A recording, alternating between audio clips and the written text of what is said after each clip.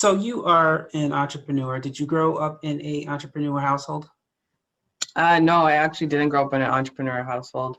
So this is an experience that I'm learning as I go along the way. I've always heard the expression that being an entrepreneur is like jumping off a cliff and building the plane on the way down. So I see myself fully building that plane on the way down. Had moments where I had to kind of stop and reevaluate and readjust and seek help from the community the best ways I knew how to. Awesome. So what was it that said you needed to start a business? Being that that wasn't something you were raised in, how did the knowledge of entrepreneurship and knowledge of you starting a business come to your mind? So in grade 10, we have to do a careers like course, and I remember doing my project on entrepreneurship. And I just remember at that time being really fascinated and having this idea. At the time, it was to create my own hotel actually and get more in hospitality. But as I kind of progressed through school, I kind of found a calling and a passion in education, and I just kind of found myself being more pulled in that direction of working with youth. And I thought that was actually what I was called to do. So I kind of put that whole idea of business and entrepreneurship on the back burner behind me, and was kind of pursuing more of a career in education. But what prompted me to start Special Compass was my own personal experience in school when I had a hard time with my learning disability. And when I decided to go back to school to finish a degree, I picked up a minor in inclusive education, and it gave me all this information that I didn't really have before, that information that was critical for my whole academic experience. And then I realized, hey, there's like a lot of information that could have helped me, but also will help other students. And then kind of gave me the incentive to, okay, I think this is where I want to make a change, and kind of started me to think of this as, okay, how do I create change? Start this a program to help create change for other students and other parents, as well as being able to sustain myself and create a living. And then I realized, in an indirect way, I guess life has a way of bringing things full circle, I ended up building a business, but in education. So talk about Special Compass. What is it, and who are your clients, and what do you give them? Cool. So Special Compass is an organization dedicated to helping students with learning disabilities and other exceptional needs achieve success inside and outside the classroom. So I create all the programs and do a lot of the presentations and workshops myself. I help students that are making the transition from high school to post-secondary understand what's needed to get support and accommodations in the post-secondary level, and just how to be more proactive in their academic futures. Helping parents to understand that, if they're new to this whole process, and understanding that, hey, that their child just got diagnosed with a learning disability or any kind of other exceptional needs, how to navigate the education system, how to help their son or daughter get the support they need in school, outside the school, as well as help them to be more confident and a proactive, learner themselves. My real whole mission is that I don't want other people to think because of they have like some kind of exceptional need that they have to settle for less, or they have to settle on their dreams. I just really want them to reach their full potential. So essentially, I really strive to work hard to help students become the leader, the captain of their own academic journeys, and be more proactive in their education.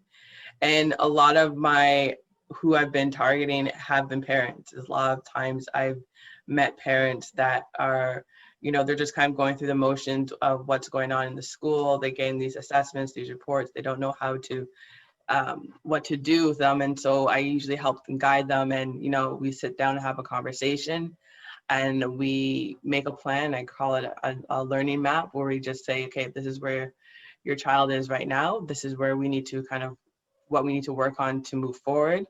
And this is what we need to keep in mind going ahead in the future.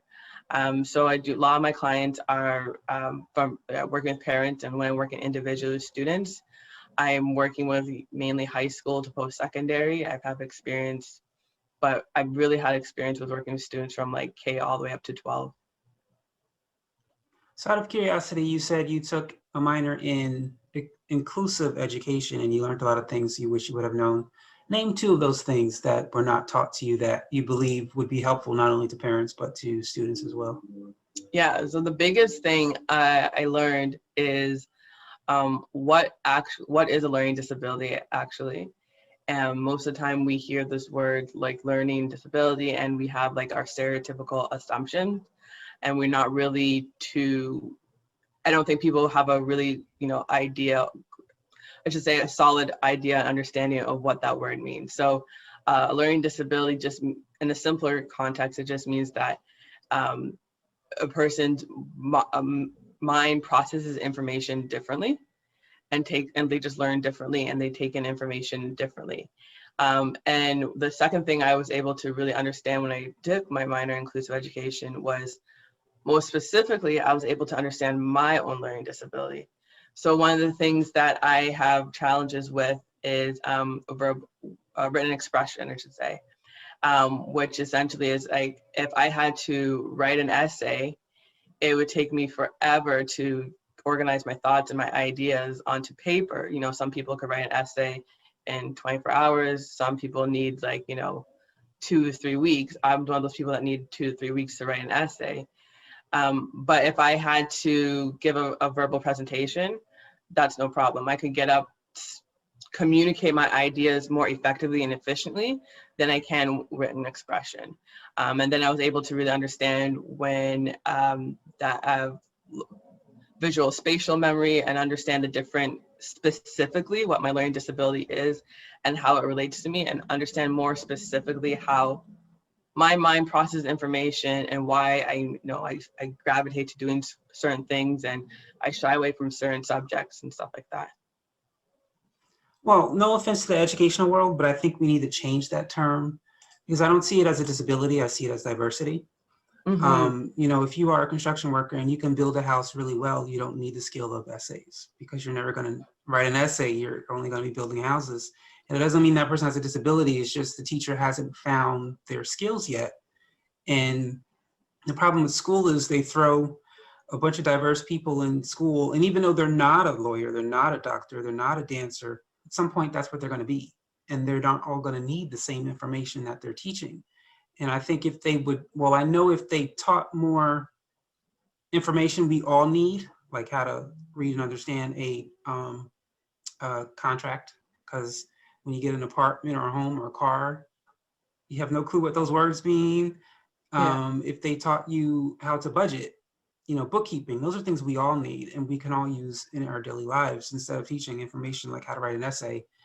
When if someone wants to be a dancer or someone wants to be a real estate agent, that's not skills they need.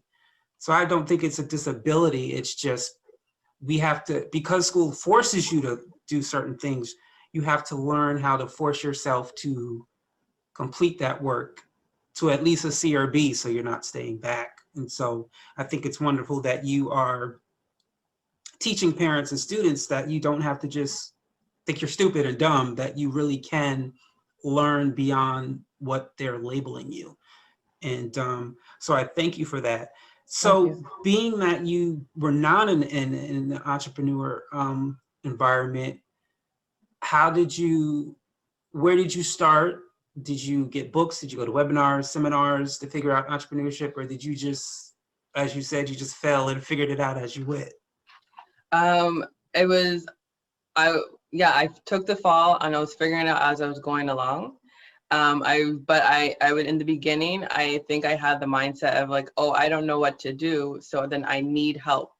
And I feel like I was just grabbing all these resources, trying to cling to people that I thought they were going to take me to where I need to go and kind of guide me on the steps. And not to say that these people or, my actions were not beneficial, but eventually I kind of this was, I guess, another roadblock I kept hitting where I kind of felt like I was being taken away from my vision. I was kind of starting and stopping, not really progressing and doing things that didn't really please me or didn't really entertain me. So for one example was that this whole notion of blogging, I kind of put the pressure on myself that I had to be blogging every week, had to be, you know, producing something on social media every day.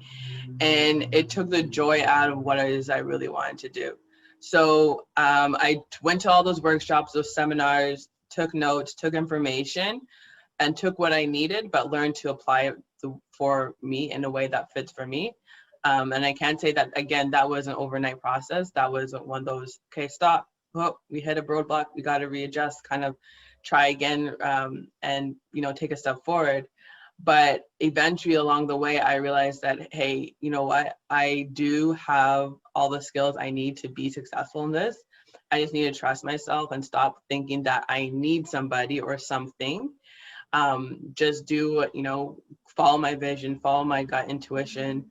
And when the resources that I need are gonna come when I need them. So for example, I mean, I don't mean to say this and think people, okay, yeah, like, you know, I could go become an entrepreneur without any skill or training. You still need to understand certain basic concepts. Like you still need to understand like the financial operations, the marketing, you know, operations, and, you know, fulfilling your sales or services, whatever it is you're in the business. So I did take, you know, like I said, when I would go to those workshops and conferences, I was more selective of the information that I was looking for. So I wasn't just going to any kind of social media, you know, workshop. Now I'll be going to social media workshops that are talking specifically about, let's say, analytics. Now I'm going to social media workshops that are specifically targeting to like Facebook or Instagram, different ways of learning how to create content, stuff like that. And eventually I felt like I gained a good wealth of knowledge where I was able to like, okay, I could proceed, take a step, and, you know, do what I need to do. But I think the benefit of all that in just learning and training too is that as an entrepreneur, you can't do it all yourself. Eventually, you got to start building and growing a team of people, whether they're to help you in your operations or in the background of different things. But the more that you know yourself, that you become educated, and you're going to be able to pick the right people to be on your team. And so when that point came for me, I kind of realized I came to a point where I was able to really decipher, or more accurately, I would say, who's going to be a proper fit to be on my team to help me and support me on this journey, and who's not going to be a proper fit. So I'm sure you heard the saying, I wish I know then what I know now. Um, Give at least one or two tips people starting in entrepreneurship should know before they get started that you know now, but you didn't know when you started. Okay, so one, you don't have to do it all. I think this is the biggest thing, that we think that we have to do everything, be everything. You don't have to do it all. You definitely don't lack anything. You have everything you need to be successful. And with following that, I would say just start small. Sometimes it's, you know, we have these big visions and we want to be, you know, the big CEO, but even Amazon didn't start off as Amazon as it is now, right? It started off, you know, selling books. It started off, you know, in the, I think it was his garage or basement. Everything started off small. So start small, start where you are now, and just use what you got. And then eventually you're going to scale and grow up, and then expand from there. Cool. So kind of off the subject question, if you had the opportunity, if you know of any entrepreneurs that inspired you, that you would like to sit down and talk and ask questions, whether this person be dead or alive, who would this person be and why? That's a good question. I think I would, maybe this may sound a little bit cliche, but I think I would really want to sit down with Oprah Winfrey.